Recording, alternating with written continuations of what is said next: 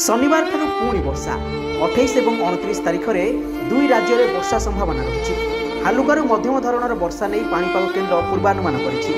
उत्तर तथा उत्तर पश्चिम ओडिशा रे किछि जिले में वर्षा आशंका रहितबा नै सूचना रही। सेपटे गत किछि दिन धरी लगाण वर्षा चाषी मुंडे चड़क पड़ी।